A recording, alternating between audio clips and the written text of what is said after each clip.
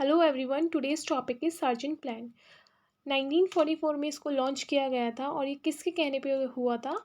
Education advisory board है, उसके कहने पर गवर्नमेंट ऑफ इंडिया ने क्या किया था, जो कि ब्रिटिशर्स थे, उन्होंने रिफॉर्म लाया था। क्यों? ताकि इंडिया की जो एजुकेशन सिस्टम है वो ब्रिटिश एजुकेशन सिस्टम से क्या कर पाए, मैच कर पाए, उसके लेवल को टच कर पाए। सो पढ़ते आइए। It was advise by the sir John sergeant and the Education Advisory to the Government of India to prepare a comprehensive scheme of education for the education reform in India. The government formed the committee to inquire with the 22 members. The report of the committee was submitted to the Central Advisory Board of Education. यानी उन्हें क्या करना था, उन्हें अपने reforms बताने थे, कहाँ पे क्या चीज़ लैक हो रही है, उसको रिफॉर्म करके किसको सबमिट करनी थी अपनी report? Central advisory board of education को, यानी हम कैसे जानते हैं इनको? कैब। अब ही आपका हिंदी में, अब इन्होंने सजेशंस जो दिए थे 12 चैप्टर्स में दिए थे। उन्होंने पहला क्या डाला था? प्री प्राइमरी बेसिक स्कूल्स, यानी ये पहला ऐसा प्लान था जिन्होंने प्री प्राइमरी के ऊपर क्या करा था, बात करी थी। ये होनी थी हमारी 3 से 6 साल के बच्चों के लिए। फिर कंपलसरी एंड फ्री एजुकेशन होगी 6 से 14 ईयर्स तक के बच्चों के लिए, यानी 6 to 14 ईयर्स के बच्चों को फ्री एंड कंपलसरी एजुकेशन दी जाएगी। और इन्होंने इंटरमीडिएट वगैरह हटा के इन्होंने क्या रख दिया था, सीधा बच्चा प्राइमरी से 6 के बाद 12 तक में क्या होगा, वो सेकेंडरी बोर्ड में आ जाएगा, सेकेंडरी बोर्ड में रखा गया था। अब आ जाते हैं क्या कि इन्होंने जो हमारा प्राइमरी एजुकेशन था उसको 2 लेवल में बांटा था, junior basic and senior basic. Junior basic आपका 6 से 10 साल के लिए बच्चों के लिए था और सीनियर बेसिक था आपका 11 से 14 ईयर्स तक के बच्चों के लिए। अब आ जाते हैं हाई स्कूल जो एजुकेशन थी इनकी, हाई स्कूल लेवल जो था वो था 11 से 17 ईयर्स तक के बच्चों के लिए, जिसमें लिटरेरी एंड वोकेशनल ट्रेनिंग को डिस्ट्रीब्यूट किया गया था। एक एकेडमिक था और एक टेक्निकल ग्रुप था। Part time and full time schools थे। टेक्निकल एंड वोकेशनल एजुकेशन इन्होंने इंक्लूड करी थी, एडल्ट एजुकेशन इन्होंने इंक्लूड करी थी, हेल्थ एजुकेशन इन्होंने इंक्लूड करी थी अपने में प्लान में। और स्पेशल एजुकेशन उन बच्चों को दी जाती थी जो मेंटली रिटार्डेड थे, हैंडीकैप्ड थे, फिजिकली चैलेंज थे। एडमिनिस्ट्रेशन ऑफ एजुकेशन को भी इन्होंने क्या किया है, इसमें इंक्लूड किया है। एम्प्लॉयमेंट एक्सचेंज को भी इन्होंने इंक्लूड किया है। ये था ओवरव्यू इसका। अब आ जाते हैं इन्होंने एडमिनिस्ट्रेशन ऑफ एजुकेशन में क्या इंक्लूड किया था, क्या रिफॉर्म्स चाहते थे। The administration of higher education and higher industrial technical education is completely responsible for the of the central government. यानी इस पर जो भी कोई खर्चा करेगा या फिर जो भी कोई रिफॉर्म्स आएंगे या जो भी XYZ आपका कुछ भी अगर यहाँ इसमें चेंज होगा तो वो किसके हाथों में होगा? सेंट्रल गवर्नमेंट के हाथों में होगा। यानी फंडिंग्स प्रोवाइड कराना, रिफॉर्म्स लाना, उस पर कौन अपनी वो दे सकता है राय? सेंट्रल गवर्नमेंट दे सकती है। The provisional government should be provide sufficient economic help from the central source to achieve the educational goals. यानी जो प्रोविजनल गवर्नमेंट थी वो भी किसकी हेल्प से कर पा रही थी रिफॉर्म्स? जो सेंट्रल गवर्नमेंट की हेल्प से ही रिफॉर्म्स कर पाएगी। There should be the coordination in educational program of central and state government. Central और स्टेट गवर्नमेंट के बीच में कोऑर्डिनेशन होना ज़रूरी है, तभी क्या हो सकता है, एजुकेशन में रिफॉर्म आ सकता है। ये था एडमिनिस्ट्रेशन बोर्ड के लिए, एजुकेशन के लिए। अब आ जाते हैं हम प्री प्राइमरी में। प्री प्राइमरी में उन्होंने क्या क्या सजेशंस दिए थे? Nursery schools should be opened for the children in age group of 3 to 6 year in India. Initially arrangement of the 10 lakhs children, यानी 10 लाख बच्चों के लिए इन्होंने क्या करी थी, व्यवस्था करी थी कि 3 से 6 साल के बच्चों को लोग क्या मिले, प्राइमरी एजुकेशन मिले। अब इसमें क्या था, ओपन किए गए थे सेपरेट नर्सरी स्कूल जिन्हें हम प्री प्राइमरी में बोलते थे, और जो नर्सरी और प्री प्राइमरी बच्चे थे उनको शिक्षा क्या दी जाती थी, बिल्कुल मुफ्त दी जाती थी। फीमेल टीचर्स को ही अपॉइंट किया जाता था और अटेंडेंस बच्चों की कंपलसरी नहीं हुआ करती थी। बाय देयर पेरेंट्स विल, अगर वो चाहते हैं अपने बच्चे को अच्छी एजुकेशन देना तो वो क्या करेंगे, अपने बच्चों को मोटिवेट करेंगे स्कूल्स लाने के लिए।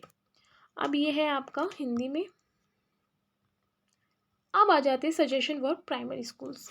यानी प्राइमरी एजुकेशन में उन्होंने 2 लेवल में बांटा था, एक था आपका जूनियर बेसिक और एक था सीनियर बेसिक। ये 6 से 14 साल तक के बच्चों के लिए था और इसमें क्या होता था, एक्टिविटी ओरिएंटेड होता था इनका करिकुलम, जो जूनियर बेसिक वाले बच्चों का होता था।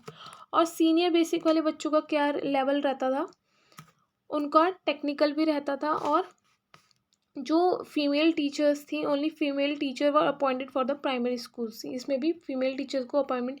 ये कोएड स्कूल होता था, यानी प्राइमरी में आपका कोएड में आप पढ़ते थे, गर्ल्स और बॉयज़ साथ में। जूनियर बेसिक लेवल में अब है, only those student should be admitted to the senior basic school who are not in the position to pursue higher education. Senior education सिर्फ उसको दी जाती थी जिस बच्चे के पास इतना एवरेज स्टूडेंट नहीं होता था जो हायर एजुकेशन के लिए जा सके। फॉर एग्ज़ाम्पल इन्होंने क्या करा था, इन्होंने करा था कि जो वोकेशनल एजुकेशन है उसको उन बच्चों को दे देंगे जो एवरेज से थोड़ा नीचे हैं, यानी उनको हैंडीक्राफ्ट सिखा देंगे और या फिर हम कुछ भी ऐसा टेक्निकल चीज़ें सिखा देंगे ताकि वो अपनी लाइवलीहुड कर पाए। बट जो बच्चा एकेडमिक में अच्छा था उसको वो हायर एजुकेशन तक लेके जाते थे। ये देखिए सारे ये नीचे वही है, ठीक है। अब आ जाते हैं आगे।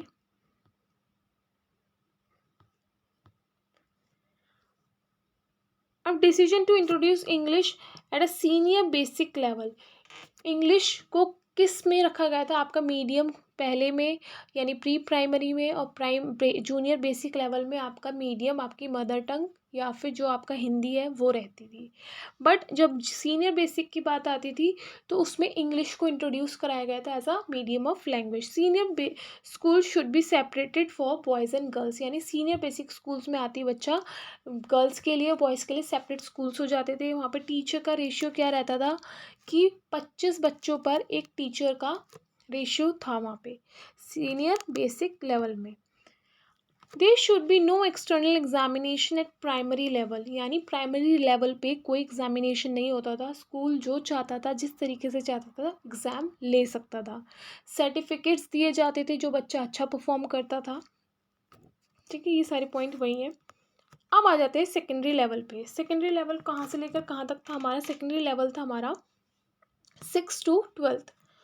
इन्होंने इंटरमीडिएट हटा के सीधा क्या कर दिया था, सेकेंडरी कर दिया था। सेकेंडरी के बाद हमारा क्या कर दिया था, हायर एजुकेशन, जिसमें कि आपकी क्या थी, ग्रेजुएशन।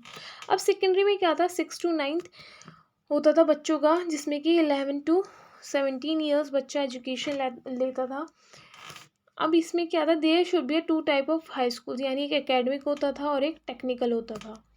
इसमें भी बच्चों को क्या किया जाता था, आर्ट्स एंड साइंस पढ़ाया जाता था। जो एकेडमिक में बच्चे जाते थे और जो टेक्निकल में जाते थे उनको वोकेशनल सब्जेक्ट्स दिए जाते थे। एबल और पुअर स्टूडेंट को स्कॉलरशिप दी जाती थी, पढ़ाई में भी उनको रिलैक्सेशन दिया जाता था। टीचर स्टूडेंट का रेशियो इसमें क्या होता था, 20 स्टूडेंट्स पे एक टीचर होता था। अब आ जाते हैं आगे। हायर एजुकेशंस के लिए उन्होंने क्या सजेशन दिए थे? हायर एजुकेशन के लिए उन्होंने सजेशन दिया था जो क्लास 11th होगी उसको अटैच किया जाएगा सेकेंडरी एजुकेशन से, और जो क्लास 12th होगी उसको अटैच किया जाएगा हायर एजुकेशन से। यानी उसको नॉलेज दी जाएगी आपको यूनिवर्सिटी में कैसे जाना है, क्या करना है, आपको कैसे एंट्रेंस क्लियर करना है। और हायर एजुकेशन हमारी कंसिस्ट होती थी 3 इयर्स की, जिसमें ग्रेजुएशन होता था हमारा।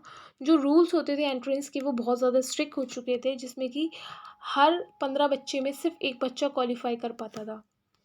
Capable and competent teachers should be appointed, यानी जो टीचर्स वेल क्वालिफाइड होते थे उनको ही अपॉइंट किया जाता था कॉलेज लेवल में। पे scale in the service condition of the college and university teacher should be reformed. जो यूनिवर्सिटीज़ में जो भी एम्प्लॉय काम कर रहे हैं, जो भी टीचर्स काम कर रहे हैं, उनके पे स्केल्स में या फिर आप कह सकते हैं जो भी रिफॉर्म्स लेके आने हैं एजुकेशन में, उनको अच्छे से रिफॉर्म में लेके आना है। पे स्केल अच्छा करना है, कंस्ट्रक्शन अच्छा करना है, वेल स्ट्रक्चर होना चाहिए, इंफ्रास्ट्रक्चर अच्छा होना चाहिए। उसके लिए भी इन्होंने क्या करा था, रिफॉर्म्स करे थे। The number of female student in colleges universities are less. So यहाँ पे क्या किया जा रहा था कि लेडीज़ को या फिर गर्ल्स को रिलैक्सेशन दिया जा रहा था ताकि वो अपनी हायर एजुकेशन को क्या कर सके, परस्यू कर सके। पुअर स्टूडेंट्स को भी क्या दिया जा रहा था, 50% स्कॉलर 1/3 स्कॉलरशिप दी जाती थी ताकि वो अपनी पढ़ाई को क्या करे, कंटिन्यू करे irrespective of their economic status. अब ये है आपका हिंदी में। अब इसके मेरिट्स क्या थे? ये एक ऐसा प्लान था ये एक ऐसा प्लान था जो प्रिपेयर हुआ था किसके बिहाफ पे? वर्धा कमीशन जो हमने पढ़ी थी उसके बिहाफ पे, जो कंटेम्प्रेरी नीड को देख रहा था इंडियन पीपल्स की। Suggestion to open the vocational guidance centre, ताकि बच्चे क्या कर सके, अपनी लाइवलीहुड में अच्छे से एम्प्लॉयमेंट कमा सके, अपनी लाइफ चला सके। This was the first plan which suggestion to given to organize education for mentally retarded and physically challenged children. जो बच्चे क्या थे, मेंटली रिटार्डेड थे और फिजिकली फिट नहीं थे, उन तक की इन्होंने क्या करी थी, अपने एजुकेशन सिस्टम में बात करी थी। This was the first plan in which the suggestion was given to make a pre-primary and primary education free and compulsory. यानी इनका कहना था कि बच्चे को बेसिक शिक्षा जो होती है प्री प्राइमरी और प्राइमरी, वो बच्चे को क्या मिलनी चाहिए, मुफ्त मिलनी चाहिए। यानी 6 से 14 ईयर्स तक के बच्चों को एजुकेशन फ्री मिलेगी, तो वो बेसिक एजुकेशन क्या कर पाएगा, ले पाएगा। Complete plan is prepared for the training of the teachers in this plan. Teacher training programmes को भी क्या किया था, इन्होंने इंक्लूड किया था। This is also the merit of this plan. अब ये है आपका हिंदी में, व्हाट आर द डीमेरिट्स, कमियां क्या थी, लिमिटेशंस क्या थी इसकी। इट वाज अ पर्सपेक्टिव और अ लॉन्ग टर्म प्लान। जो सर जॉन सर्जन थे, उन्होंने क्या बोला था कि मुझे 40 साल दो और मैं इंडिया की दशा बदल दूंगा शिक्षा में। बट 40 साल इट्स अ बहुत बड़ा टाइम होता है, तो इसीलिए ये क्या था, एक डीमेरिट था। जो अमाउंट बोली गई थी 313 crore rupees spend on this plan is not sufficient, क्योंकि ये क्या था, बहुत बड़ा प्लान था। 12 चैप्टर थे इसके अंदर, तो एक एक चैप्टर को कवर करना और उसको रिफॉर्म में लाना, it's a big deal for the plan. तो यहाँ पे क्या था, इतना सफिशिएंट मनी नहीं था ये कि वो प्लान को क्या कर पाए, इम्प्लीमेंट कर पाए। This plan was prepared on the basis of the education system of industrial country England. आप किससे कंपेयर कर रहे हो, जो डेवलपिंग कंट्री है, वो क्या था, इस्टेब्लिश कंट्री है, और इंडिया क्या है, अंडर डेवलप कंट्री था उस टाइम पे। तो वहाँ पे कंपैरिजन क्या हो रहा है, गलत हो रहा है। This is also the demerit. This education plan was the most comprehensive and in comparison to the other previous plans, still of aspect remain untouched।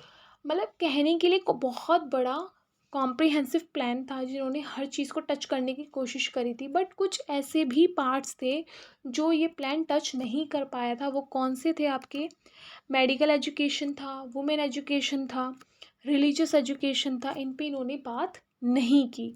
So these are the demerits of this plan and this is in Hindi.